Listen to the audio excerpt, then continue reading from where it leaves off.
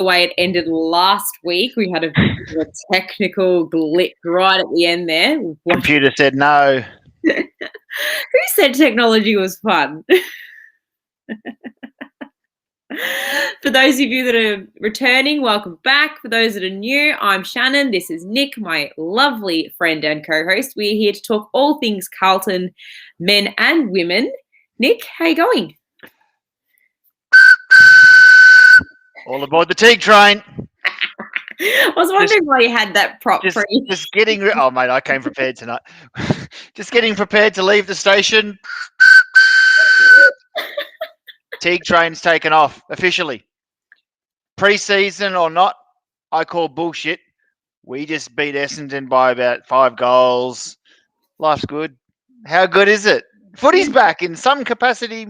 The AFL men's season is feeling like it's a real thing again. It's good. And I said to you earlier this afternoon, a win against Essendon is a win in general, and it's good no matter what it is. Yes, I do too. That's Get a big dog up, yeah, Essendon. Screwed a lot of. I hate them. Oh, how good was it today?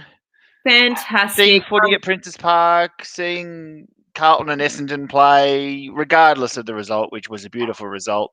Yeah. Some good footy was played as well, can we say? It was some really good footy was played. I know it's pre-season and I'm getting carried away, but it's part of the fun. We're on a show and we want to ham it up a bit. But, I mean, how Riley's made a comment already, beating those slugs without going into third gear. Well, that's the thing. We literally... Third gear's about right. I don't think we got out of second gear. They showed our second gear in the third quarter when we kicked, was it 6 or 7 straight? 6 straight too. I think they kicked 1 goal towards the end, like junk time goal. Wasn't really even anything fantastic, so I wasn't too worried. And then in that last quarter, we were headed again, I think, for the first couple of minutes. And then, yeah, we just said, see you later. Well, let's dive straight into it. Hit me up with some highlights. Everyone who's watching, thank you for watching. We want all of you in the comments section to start hitting us up with the highlights. So those of you who are watching today, let's get the ball rolling. We want to know who your best players were. We want to know specific moments. We want to know, was there a particular passage of play? Was there someone who surprised you? Was there someone who you think's looks set for a big year? All of the above. We're taking all questions. We're taking all comments regarding today's practice match. So hit us up. Anything anti-Essendon is especially likely to get featured on our show. Yep. Hit us up, Shane. You go first. Hit us up with your highlights. Hi, Debbie. So I joined the live stream a bit late because I had an appointment for Ava, but I ended up watching the whole game again anyway. So the third quarter for me, I think a lot of people will probably share this highlight as well. I think I know where you're going. Yep. Yep. So it was, I think it was a ruck contest, and it went Pitnet to Walsh, who was on the ground, handball to Dow, handball to Sard coming off the half-back line, streaming into 50, hit Cripps on the tip. And Cripps actually kicked a goal. I was tempted to message going, Baggers footy. Should I do a shot? Because I know every time Cripper kicks a goal, I do a shot. So you're going to be drunk if he starts playing forward a bit. I know. But we're going to be at the game, so it's different. It's a dry zone. But I found that... stopped this in the past. I haven't. But I honestly feel that watching it back, a lot of hype around Paddy Dow, and I'm sorry, but that was probably the best game I've seen him play in general. Ooh, that's a big call. I like it. I'm all on board with those big calls. Did we tell everyone so? My unpopular opinion, I think might have been my first unpopular opinion, was Paddy Dow is going to make it as a footballer at the Carlton Football Club and is set for a big 2021. Yep. I'm off the bandwagon of a handful of players. I've never been off the bandwagon of Paddy Dow. And for all of those people who have been off the bandwagon, no judgment. You're welcome back on. Yeah, I was one of those ones. I will put my hand no judgment. No judgment. Because I understand people having doubts over a young fella. Here we go. Max coming in as a lock for round 1, the talk of his off-season on display. 100%. Look, he's got people like Paddy Dow in a game like this, and next week versus St Kilda can lock themselves in for round 1. There's a lot of players in a similar boat to Paddy who, if you want to be a bolter, and places are up for grabs, there's competition for spots at the moment, and there's about 6 or 8 who we can lock into our best 22 every week. there's a lot of spots up for grabs, and There is. especially for mids and especially for small forwards or half forwards, there is a lot of spots up for grabs. So Paddy put his hand up today. And he's actually the commentators actually made a fair point during the cast, and I thank Cal Toomey and whoever else was with him that commentated. They said that he actually looks bigger. Riley Beveridge, I think. I think so. Yeah, it was Riley Beveridge. With he's bigger from the waist up. Like he's actually put on size, and we know in the past that he's been a little bit on the lighter side of the scale. But actually seeing him today, he actually looked solid. Absolutely. And he was able to fend off people Cripper style. It was like, who is this kid? It's confidence in your body. It's all it is. How many weeks have we been watching this show saying, get some confidence into these kids, watch what they can do. Continuity of form, get them a handful of games together, play them in their right position and let them go. Because someone like Paddy Dow doesn't get drafted number 3 if he's no good. I don't care who you are. You don't go that high. Yes, certain players are more floppy than others, and the likes of Richard Tambling might not have turned out as well as Buddy Franklin, or the likes of Jack Watts might not have turned out as well as Nick Naitanui. I get it. Certain picks are ranked higher than others. You don't go 3 if you're no good.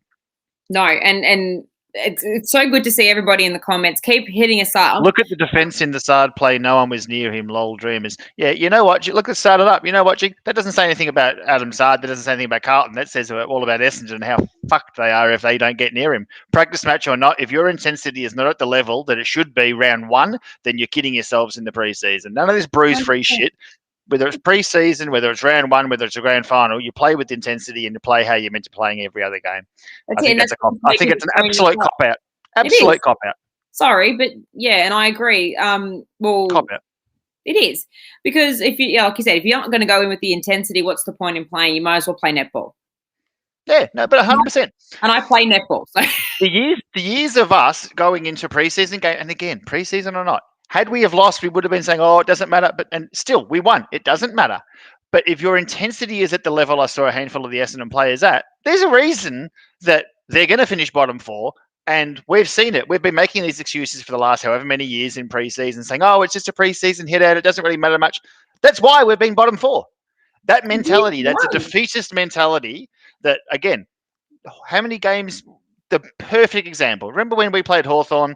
Buddy Franklin kicked 100 goals. Fev got left on 99. Yes. Hawthorn had already finished in the top 4. Carlton couldn't make the 8. They knew that everything was over. Buddy had reached his 100. They had no reason to put 5 or 6 blokes on Fev. They chose to, because they chose to be uncompromising. They chose to be pricks. They chose to be unsociable, and they sent a message that said, we're not going to give an inch to any single individual or any other club. And they won the flag that year. Exactly right. They had no reason to do it, but they did it. That was in a pre-season game. Yeah. Carlton had no reason to put the foot on the pedal today, but for a certain period, they found the extra gear and they decided to lift the intensity. Essendon chose not to. Ultimately, that was the difference. Yeah. Well, I had a look at Riley's comment about the 3 recruits pleasing. Very pleasing. It was good to see Zach Williams and Fogarty get a go today. And from what I saw, it's very impressive. Big comment, Riley. I'm sorry I can't fit it all in. Murphy settled nicely. Murphy was looking very good. Murphy's hard running. I'm going to get rid of your comment, Riley, just so I can hide it so we can see each other. Mark Murphy's running. I mean, he's about to become a 300 gamer, and a lot of people like writing Mark Murphy off. But again, at his age, with that many games under his belt, I would be very honest, and a lot of people would be saying, just get through unscathed, just get in run unscathed. He was running his ass off. And you're putting yourself at higher risk of soft tissue injury, all that sort of stuff. He ran his ass off. And again, as a choice, I think there's a mentality level. These boys are becoming men. And again, it's pre-season. Call me getting carried away. I don't care. They're choosing to run harder. I'm not calling you carried away at all, because I 100% agree. And Murph did a one-handed pickup on the run today. And I'm just like... Cuda. It was great. It was so good. I'm just like... And then he just kept running. And then he ran the length of the field. And it resulted in a goal. So that's the kind of hard running that I expect from someone like Murph. Like Vintage Murph, Andy says, 100%.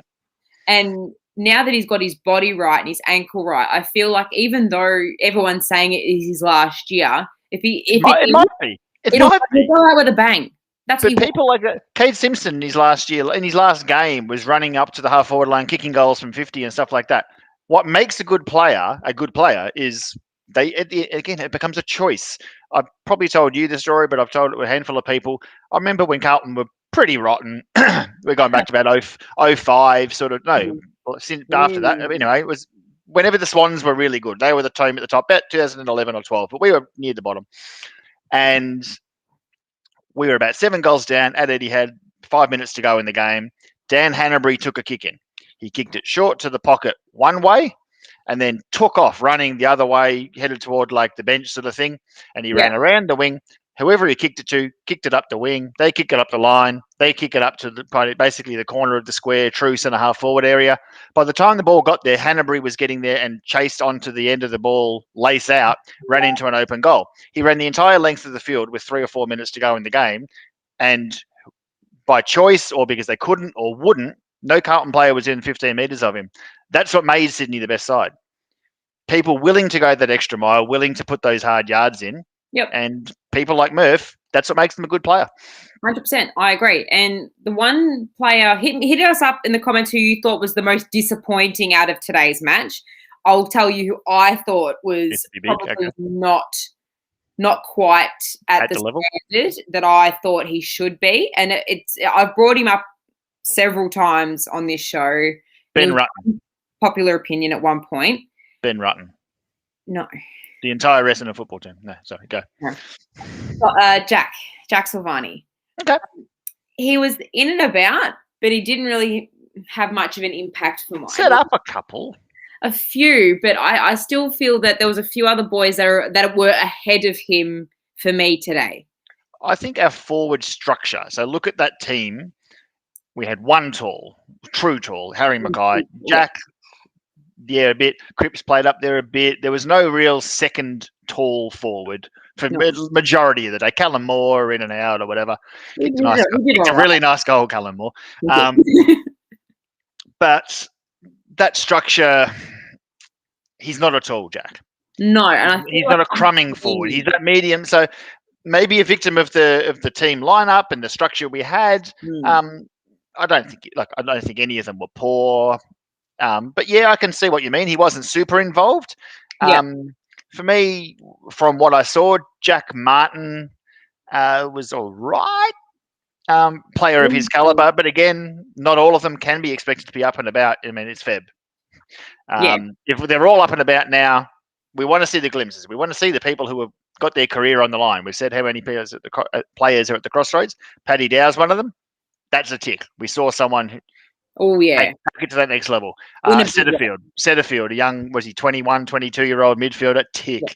Jacob Wiedering did Jacob Wiedering things without having a huge impact. Tick for mine. Zach Fisher, tick. So Fisher's put his hands up. That's one of the small forward roles. Done. Yeah. These are the sort of players. Zard, tick. Williams, tick. Williams walks into that centre square at round 1 and will feature. That's good. Patrick Cripps. Now, yes, he's one of the best players in the competition. His 2020 was ordinary. His body wasn't right, and by his standards, he was poor. I mean, by a lot of other players' standards, he was fantastic. By his standards, he was very poor. His body looked all right. He was moving well. He wasn't covered in bandages. He was actually kicking goals.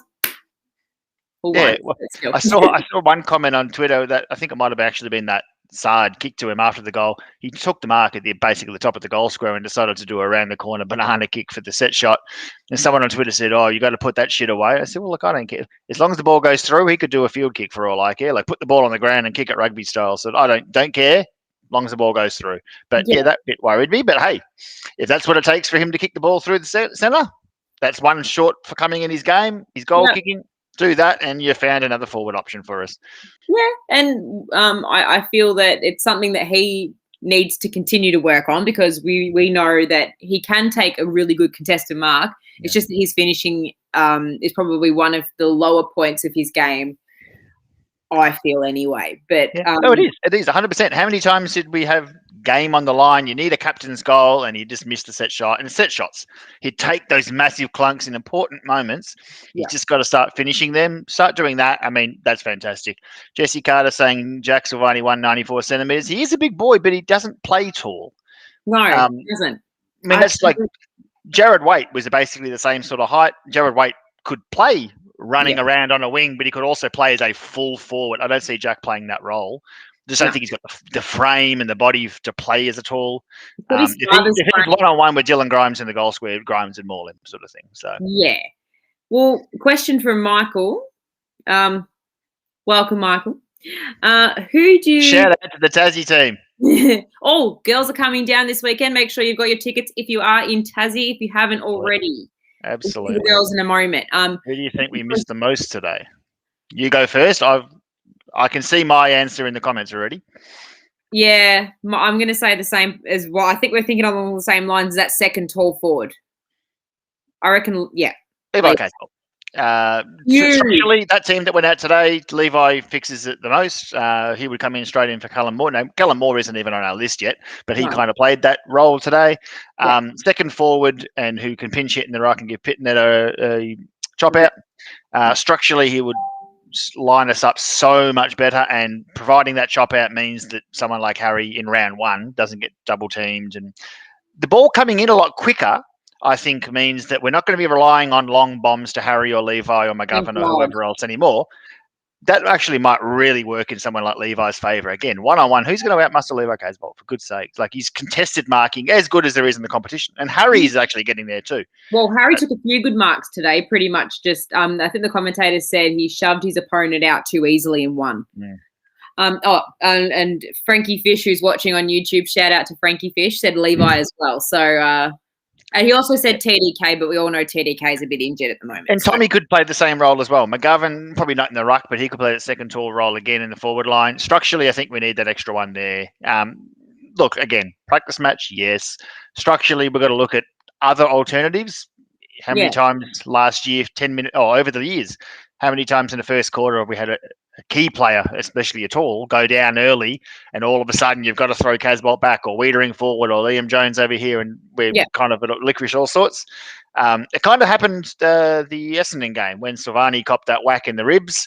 Structurally, for about 10 minutes, we were all over the place, but once we found our feet, we found another avenue to goal, and things kind of open up another way. So, yeah. Well, Rob's got a great question in the comments. I was just going to touch on that. Who does? Everyone in the comments, give us your answers to this question of Rob. Who do you think is going to take our last list spot? Remind everybody who we actually have in contention. Training on. Well, we've got Oscar McDonald played a bit today. Callum Moore played today. Training with the club still is Xavier Marr, who's an under-18s player. I think he's come from the Eastern Rangers. Don't hold me to that. People have spoken about Ben Crocker because in the intra-club he kicked a handful of goals, 4 goals or something in the intra-club. He's on Carlton's reserves list. People have raised his name. I'd be very surprised if it was him. But, Debbie, I don't think McDonald helped his cause. Neither do I. Wasn't his best. I've seen Oscar McDonald play for Melbourne, and that probably wasn't what you want to be showing a club if you want a new spot, like if you want a spot on the list. Callum Moore, I think of that list, Callum Moore seems the most likely. Yeah. Purely because, he was on the list last year. The injury to Charlie that helps his cause. The niggling injuries to Levi and McGovern also help his cause. So I think he'll get a proper look in over the preseason. I think the game against St Kilda next week might be the deciding factor because they need to have their final listings by the 9th of March. So the week after. So not this coming Tuesday, the Tuesday after the long weekend. We'll still get to see them play a bit then. Yeah, so Jesse thinks Xavier Marr, Blair. Yeah, I think Oscar McDonald was 39 from memory. Yeah. That was him. A lot of people saying Callum Moore. Yeah. But we need Vicky Ann thinks Callum Moore's looking good. Brendan, we need a big backup ruckman. It was something that during the draft and trade period, we on this show were discussing, do we need a second ruckman? I still think for this year we can probably get away with it and cheat our way through. I don't think DeConning's going to miss a hell of a lot of footy. He'll probably miss at least the first month, maybe round 5 or so. If Pitnet goes down, I change my mind and we're in a bit of trouble. We are. But I think we might be able to bluff our way through one season. had they have gone a ruckman on the rookie list, but with the shortening of lists, it just probably wasn't the need. No, Yeah. and a lot of people were a bit sore on the fact that we didn't take Walsh's brother in the draft for that No, very and reason. yep, good call. No one did pick him up. Is the only thing. If someone, the actual comment from Brendan said we need a big backup ruckman. He said backman. I've got this all wrong. I've read your comment differently, Brendan. Big backman for backup. I think we've got a few. Marchbank to come back in. Calf injury at the moment. Levi can go back there. We've got Luke Parks. This has come onto our list as a rookie, and I think he looks the goods. I think as defensively, we got rid of a lot of that sort of player type, but I think we've got a bit of depth there. So sorry I read your question incorrectly, Brendan, but here we go. Frankie Liparata says, Shout out, Frankie Liparata. Shout out to Frank. Frank thinks I'm going to take the last spot. There's about as much chance as hell freezing over of me managing to get. I struggle for a game in the over 35 Super Leagues at the moment. That's how fit I am at going on now. JR, King Poobah, King Willie Reedy, Dow is Grass. Max, and this is kind of why I agree with Mac here. It will probably be more with versatility. I don't think he's the answer, but he can depth down back, depth up forward, depth in the ruck if needed. Probably versatility gets him over the line. He would be my front runner. Yeah. I feel the same. Unless Oscar McDonald pulls something out of his backside. I think it's between them. I think the kid Ma, the fact that he didn't even get picked today is a sign for me. The other two did. They're needs-based as picks as well. McDonald may get the last spot, shown signs today. So Andrew thinks McDonald showed a bit. If I have to pick, I think Callum Moore. Yeah. Michael Howell, here we go. The Saints had a big win in their Pracky match. Looking forward to seeing how we take it up to them. So for those who missed that, St Kilda beat North Melbourne by 93 points in their practice match today. Good old North. They tried. It's going to be the women's side's going better than them at the moment. Well, I hope they're about to go worse. Yes, well, that's it. That's a good segue into... let's start there. That's actually a fantastic segue. You're welcome. I've been planning that all night. Well, let's talk about our respects win over the weekend. Yep. You called it last week not to take Richmond lightly, and I feel that we did for the first 15 or first quarter. And then I think we started to find our feet a little bit more.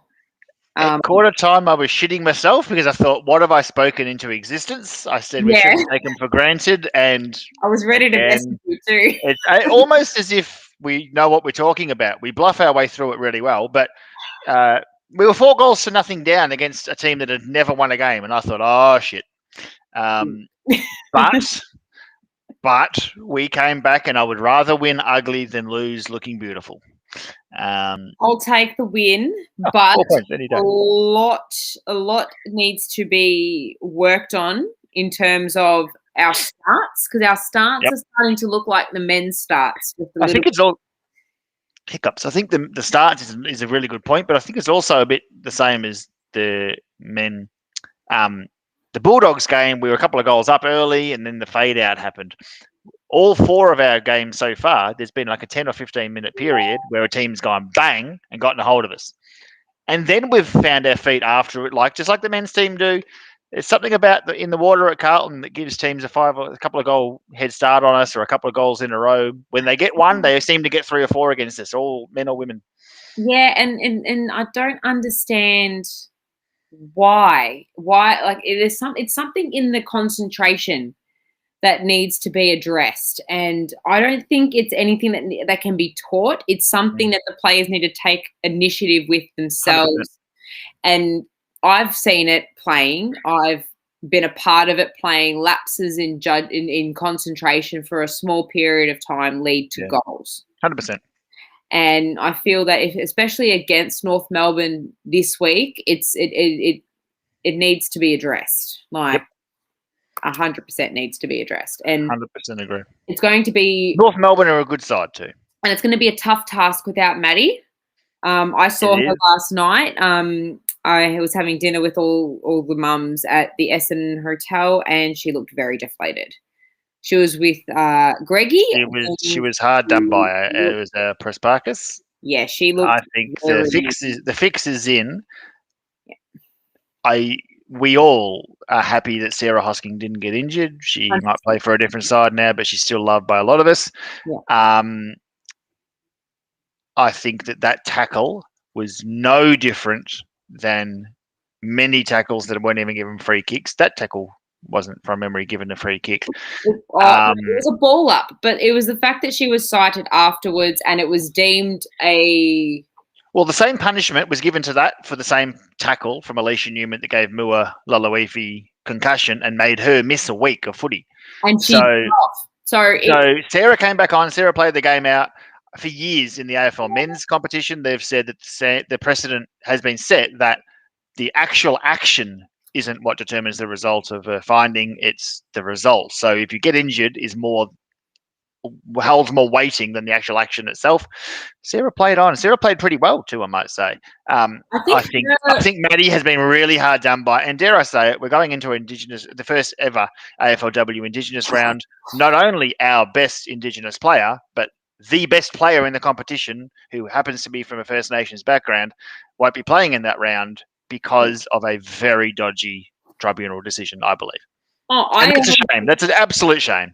No, I 100% agree with you, because when you look at it, there was an incident in the GWS game where a girl pretty much came at her opponent front on, like Ed Marinoff did, wasn't even cited.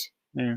And the fact is, it actually annoys me, because it always seems to be the wrong people being targeted. Yep, 100%. Look, and we mentioned Ed Marinoff. So again, I don't think there's a hell of a lot in it, but Ed Marinoff's challenge broke a girl's neck, put her in a neck brace, and I forget her name now, the Irish girl. She's just come over with her family in her first ever game of AFLW, gets her neck broken, and she gets off. But a tackle that results in no injury and allow the player who got tackled, played on and played well, gets you a week. There is something wrong. Yes, I'm speaking from a Carlton bias, but there is no real bias, because, as we said at the start, Sarah Hosking is a friend of this show, and is a friend of ours. Says, if you're watching, we don't want her to get tackled and get hurt or anything like that. No, we do want to protect her as the player with the ball, but it was a bit of a sham. Andrew Inglis, what happened to Loinsy? She's my favourite. Love her attack at the player and the ball. Miley Cyrus wrote a song about her wrecking ball. Loinsy, I was shattered when I learned that Loinsy was out. Loinsy was put down as rested. She had a minor adductor injury, but she will be playing this week. So I spoke to her mum at the game, and I said, we could do, when we were 4 goals down, I said, we could do with their hardened captain out there. And she said, yeah, she'll play next week. So expect her to come back in. Maybe Loins for Prasparkas will be one of the changes we'll be having. We might speak about 1 or 2 other changes. Shannon, any other selection changes for you? I've got one more on my mind. I think I think that Jess Edwards might not get another crack at it. And who would you bring in? That's the other person I'd be having coming out. Is Brooke Walker? I've heard her name. I don't think so, but I have heard her name a couple of times this week. If she's fit, you put her straight back in and unapologetically. Yeah, that's right. If she's not, I'd put Nat Plain in. Not only because it's Indigenous round, that sort of stuff, but Nat would be the natural one to come back in for me. Uses it okay, can kind of provide a bit of run. Yeah. Just think that Jess is she's played 3 games now. Just looks a bit half of a step behind it at the moment. Might need to have a bit of a break and maybe go back to the VFLW and find some form. Well, they're playing at a lower level this week, so I think now that it's a good opportunity for the AFL listed girls that aren't picked to get a run around anyway. Yep. Yeah, 100%. Yeah. We'd like, again, to speak up this show on our genius analysis. Last week we spoke about Darcy Vesio needing a couple of kicks to Taylor Harris needing a bit of form, and I think we talked into form. I thought both of them were sensational. I thought Darcy was hands down the best player on the ground. Oh, by a country mile, and followed closely by Taylor. I think I that. thought Taylor was sensational in her own right. Yeah.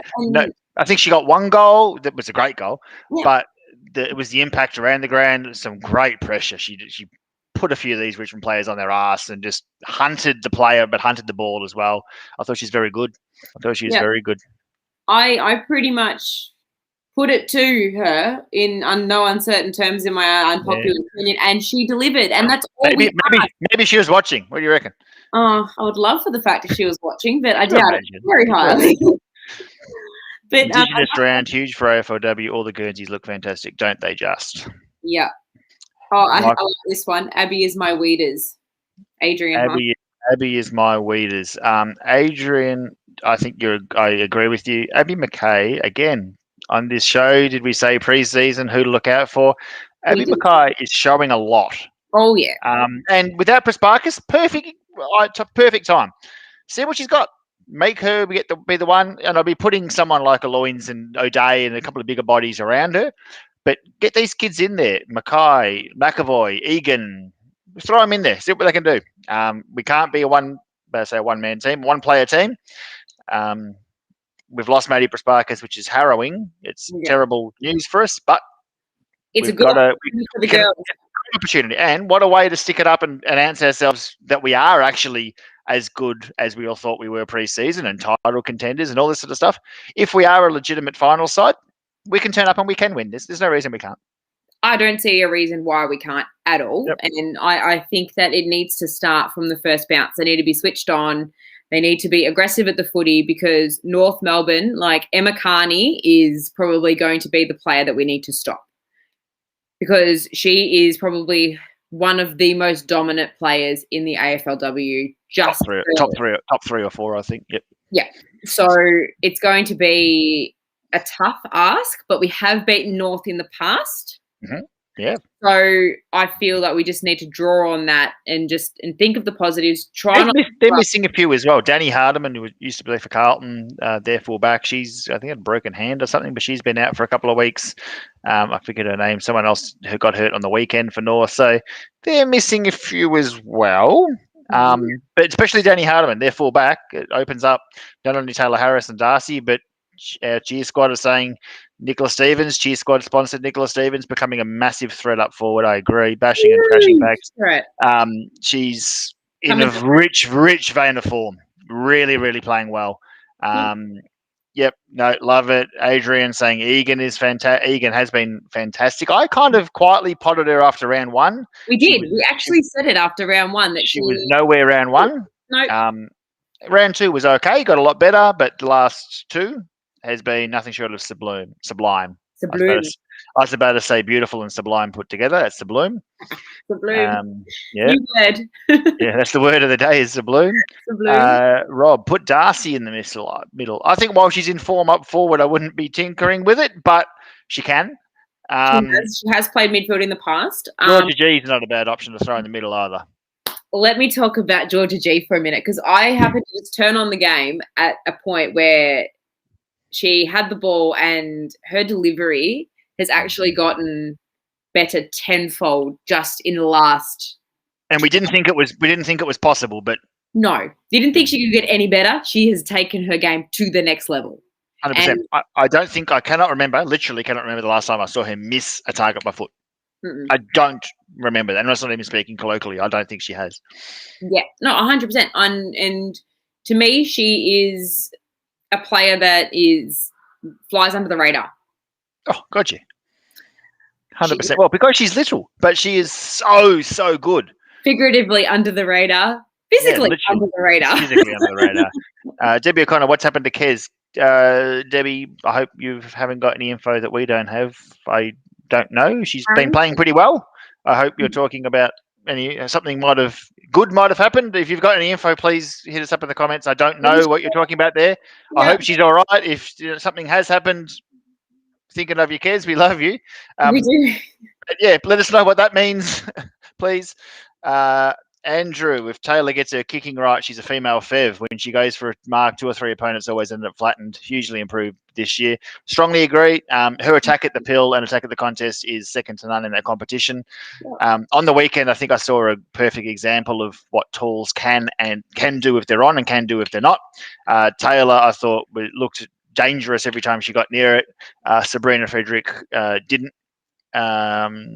Ultimately, that might have been the difference between the two sides. One had an option, one didn't. Another girl that I thought was fantastic on the weekend was Mua. She's very good. She very good. She means a lot to our side. When she's out, we noticed it. Yeah, 100%. She is one of those players that has just fitted into our backlines perfectly, and she's another one that I think goes under the radar a little bit and doesn't get enough. I think that back six in their own way are all under the radar. Like Harrington's our captain, but Moore is great. Charlotte Wilson just does great things from time every week. There's a couple of moments. The girl's 20 years old. Like she might just become the best defender in the competition within a year or two. Gab Pound is the most silent off field, the loudest, but on the ground the most silent assassin. Like just. She's all meat and veg. She's no caviar about her game. She goes in, gets her job done, shuts up, does the job, wins. Never loses a contest. That back six, I'm upset. I love defenders. I used to be one, but I'm a big fan of that. Lala Weefy is Andy Jones's Weeders. I was reading that comment and I had to giggle. That's fantastic. I love that everyone gets compared to Weeders because Weeders is this another segue? Very, very smooth segue. Weeders is now like my Weeders. It's like a way of describing someone who's awesome or a hero or something. Yeah. First, best, and fairest. Great work, Kane Corns, you dick. I mean, he can pick them. We'll come Jacob back to Wiedering in a minute. We'll come back to it. Yeah. What else have we got? I feel that I can't stop laughing at that weirdest comment.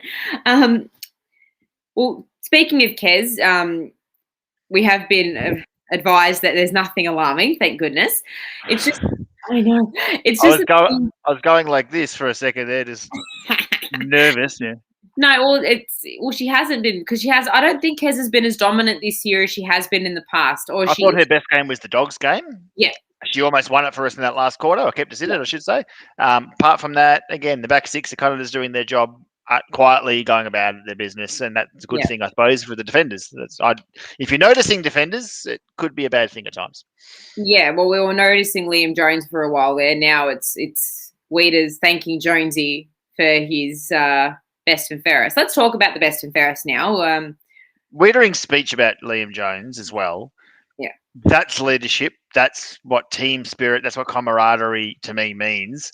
That kid Weedering is just sensational. The way he carries himself, the way he speaks, captivating. I listen when he speaks, and I think that his teammates do as well. I think he means a hell of a lot to his teammates, and I think he might just be our next captain. Not that we're ready to write off Cripps and Doherty, but Weedering is just a leader personified. Well, I feel that even from day one with Weeders, a lot of people were actually saying he will be touted as a Carlton captain one day. Yep. And I don't doubt that for a second, because just the way he's so composed on the field.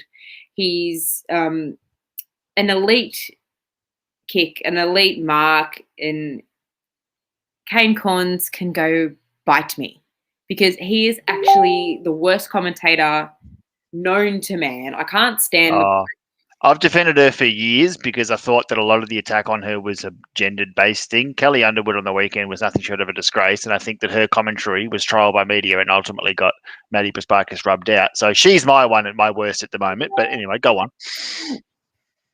Well, no, Kane Corns for me doesn't know what he's talking about, because he, for the last 2 or 3 years, he's been saying that Connor Rosie is better than Sam Walsh.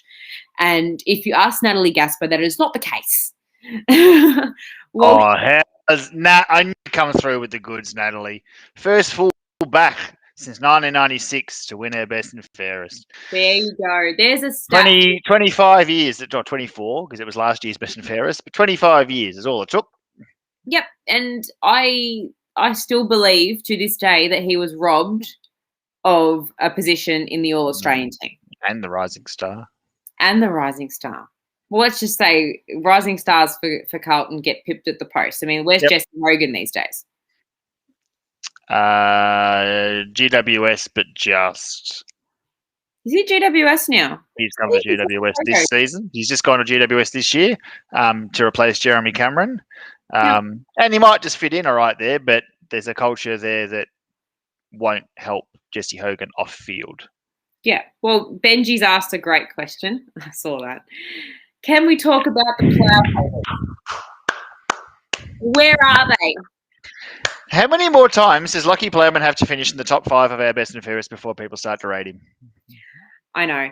I was working with our good friend Brittany at the Australian Open, and it was our last shift together. And I said, "Oh, Weeders won the BNF," and she goes, "Oh, where did Plough finish?" I said, "I'm not sure yet. I'll get back to you." No sooner did I walk around Rod Laver and I come back to her, she goes, "Plough finished 5th." And I'm like, I didn't even look at it. 5th or 4th? I thought it was 4th. Might have been 4th. I'm almost certain Curnow 3rd, Plowman 4th. So anyway, I might be wrong. He was 3rd last year, I think 4th this year. Yeah, sensational. Michael Howell, this question: will Cripper stay if we finish 12th this year? I think yes. I don't think we're finishing 12th though. But if we were, I'm very, very confident. I don't think it's about finals. All this finals or bust for Cripps is bullshit. It's finals or bust for Carlton. I don't think that plays into Cripps' decision. But no, I don't think that's happening. I don't think that's happening either. But no, I do not think he will leave. Yes, I do think he will stay, to actually answer your question. Yeah, he's heavily invested in this group, and he said it on many different platforms across many different months. I think he wants to be the guy to get us there. I think he will. He started his career with very few wins, but I think there's something that drives champions. Whether you're Serena Williams, whether you're Michael Jordan, whoever you are, what makes people the best at what they do is that drive, that's that hunger, it's that desire to be a champion. Cripps has many times said, no, I want to be the guy to actually 25 years it's been since we won a grand final. It's been 8 years since we made finals. He knows how much we're bleeding, and I reckon he bleeds as much as us. No, Cripps is the man to take us back to where we need to go.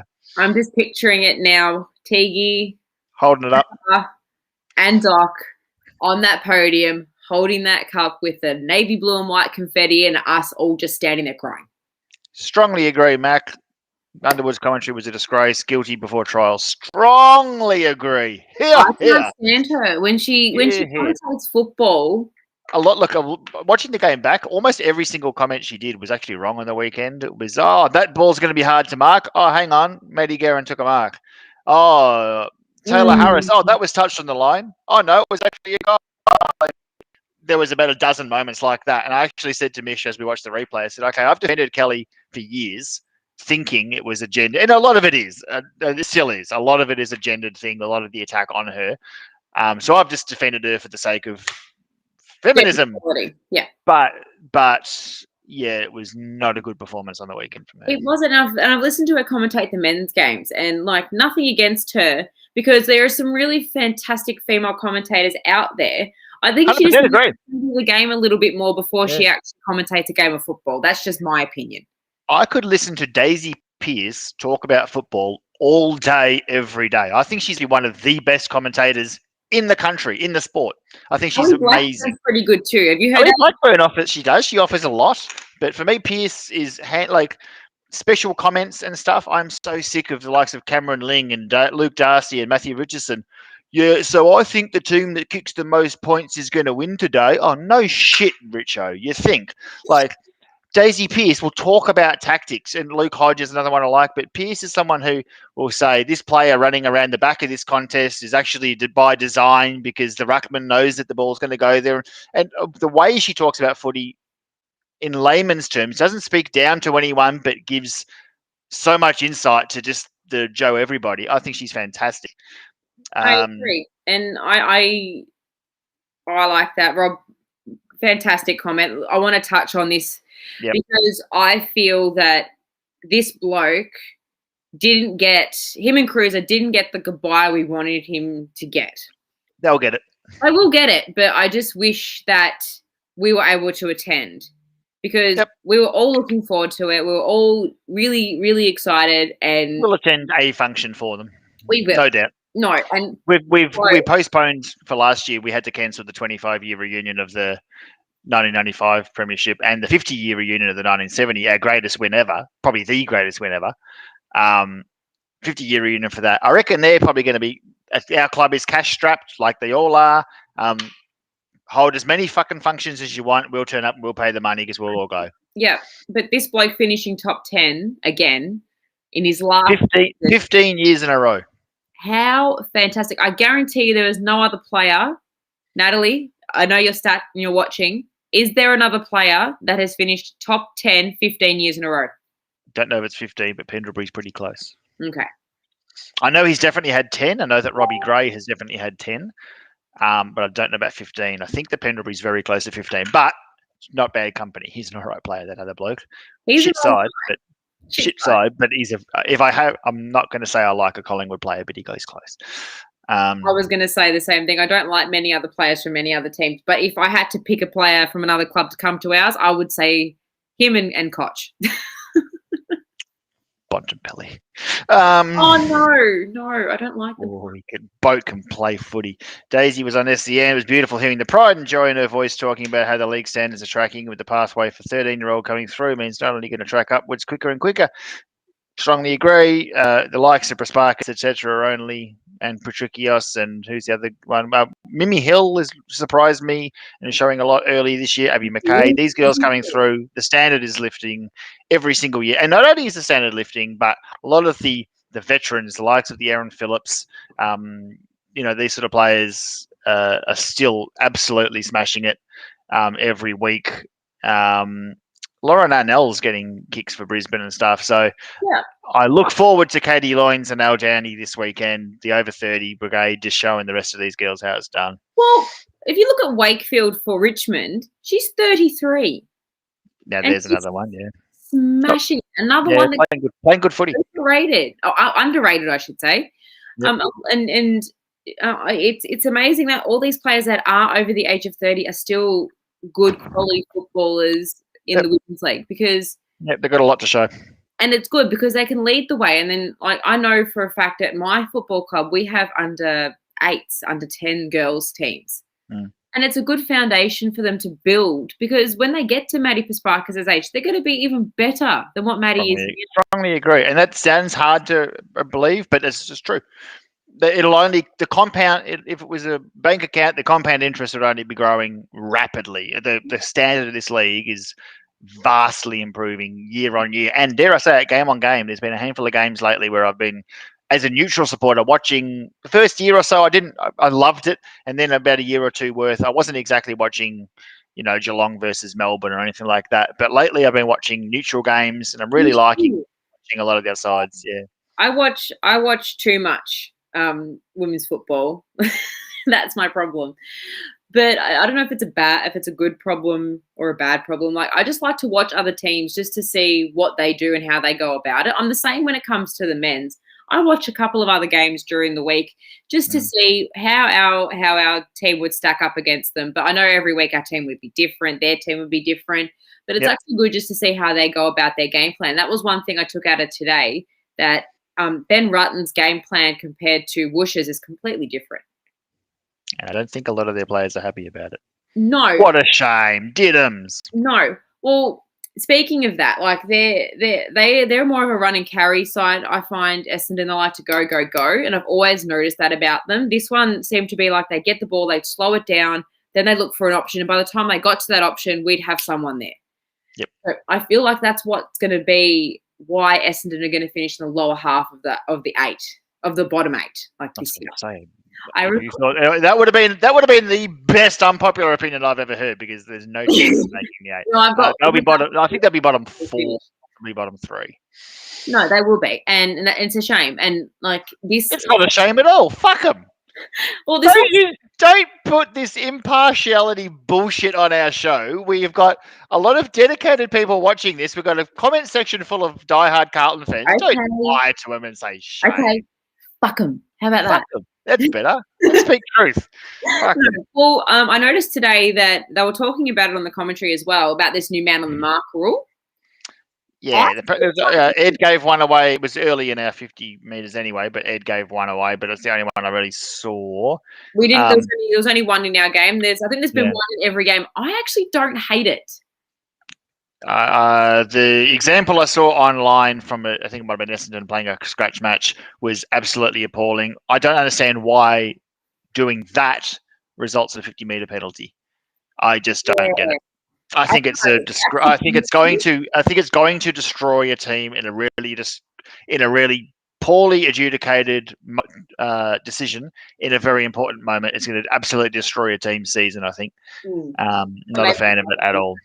I just love this comment from Joshua. We killed a Sardidan, not Essendon, a Sardidan. Absolute gold standard of comments, that one, Joshua. Everyone else, hit us up. Let's start some unpopular opinions. If we got any, we want everyone in the comments. Hit us up. I've got one for you that's not football related. I like it. Go for it. We're branching out into politics, are we? No, it's food related, and it's come from our good friend in Sydney, Rafi. Food related. This is going to be great. Shout out to Rafi. Hi, Rafi. He's probably watching on YouTube as well. He sent it to me earlier this evening, and I thought that he said that you would probably not like it very much, which I will find. He goes, chocolate hot cross buns kick the absolute shit out of traditional ones. And he goes, this may trigger Mr. Wishart. I am shook. I knew you would.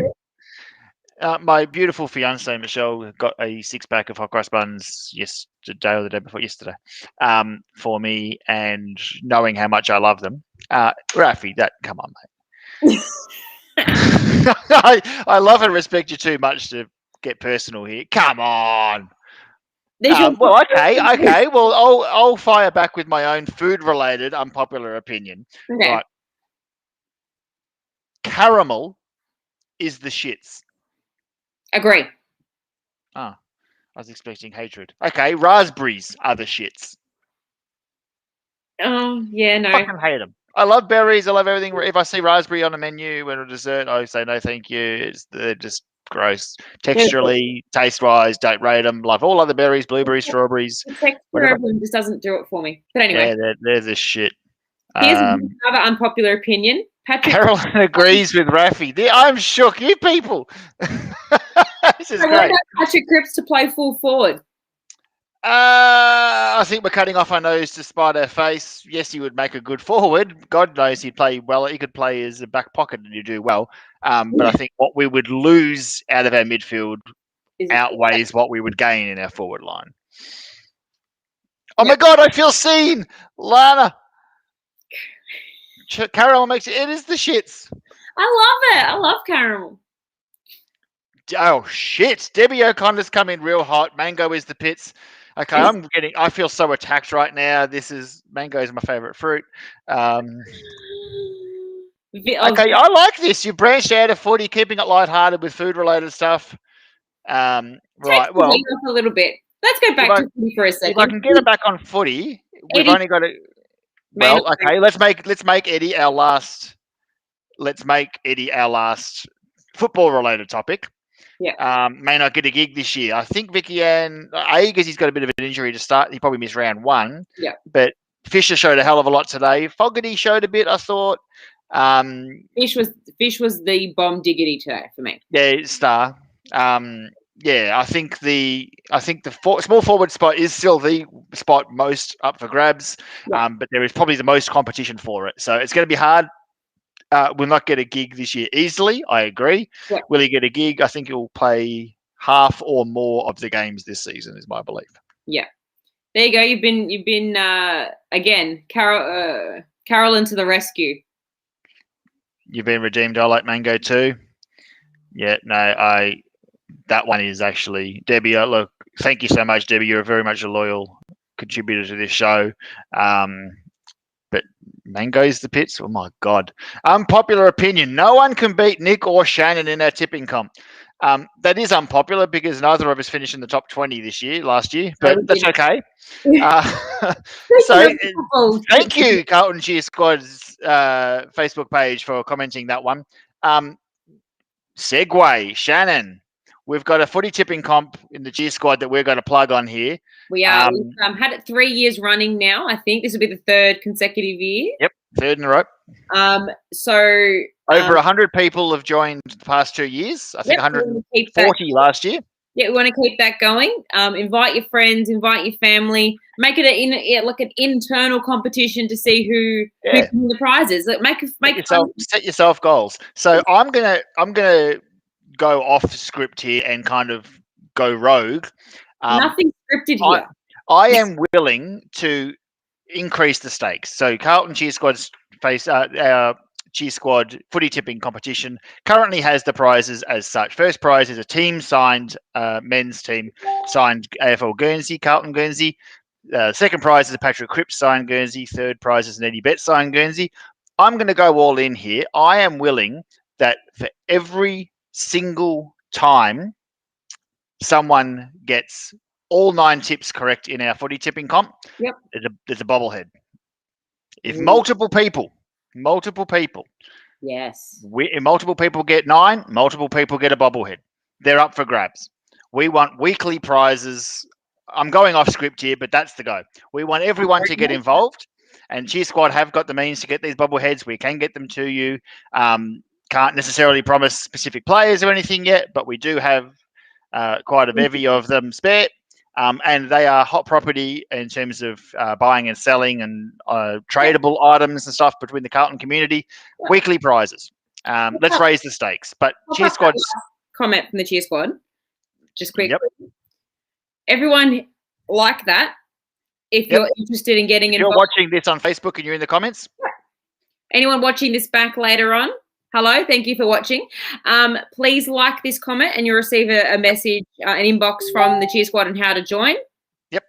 So details are it's $30 to join. All proceeds go to the Carlton Cheer Squad. So last year, everyone knows Carlton Cheer Squad. We have our raffles and stuff. Footy tipping is also another way for us to do our fundraising.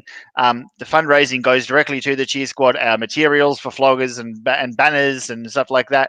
At the moment, banners aren't something we're going to be looking at doing for 2021. But if we do get the green light, we will be going above and beyond. Everyone may remember last year that everyone said for every member that's kept their money or debits or whatever going to the Carlton Football Club last year during COVID, every single member's name will be on the Carlton banner, the next banner we do. So we've got some massive shit planned, but our fundraising means this is how we go about fundraising to do such items and do such special events. So thanks for everybody who has already joined, but everyone else, get amongst it. I'll set the challenge, anyone who can tip 9, there's a bobblehead in it for you. Or if there's 8 games, if there's a buy round, whatever it is, if you tip a perfect week, no matter how many times you do it, no matter how many people do it, you get a bobblehead. I like it. I do. Well, on that note, let's say good night.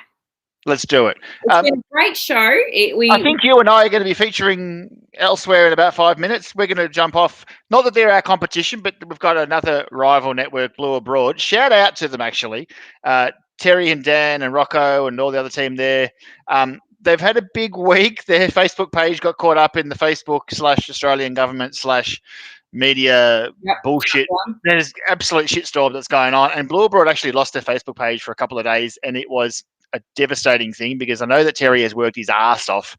As an admin of several social media pages, I know what it's like and the time and effort that goes into building up these pages. Theirs went down, so I know he was devastated, but I'm great to see them back. They've got fan cams starting at 8 o'clock, and you and I both want to be on there and talk about today's game as well. So we're not content about having our own show. We want to do it all. So thank you so much, Shannon. Thank you so much, everyone else in the comments. We hit 55 viewers at one point, so thank you. We did. It was a big one for us. That was one of the higher viewerships at one time we've had in a long time. So, hi Keza, love you. See you soon. Joan, You did tell me you were going to watch. Thank you so much, everybody, for tuning in. Same time, same place next week, Shen. What do you reckon? Yeah, I reckon we can make that work. Hopefully, we'll be talking about an AFLW win over North. And by that stage, we'll be previewing the JLT or whatever we're against the Saints. Yep. But hopefully we're allowed to go to that one. So if we are, everyone get down to that if we're allowed. Allegedly, tickets might be getting released Monday. That's only rumour. Don't hold me to it, but I heard that Monday is the day we're going to be hearing about tickets for that. So before everyone hits up asking questions, more restrictions tomorrow. Go Victoria. Anyway, go the Baggers. Go the Baggers, and we'll see you all next week. Cheers, everybody. Bye. Thanks, everyone in the comments. Thanks for watching, everyone. Go the Blues. There it is.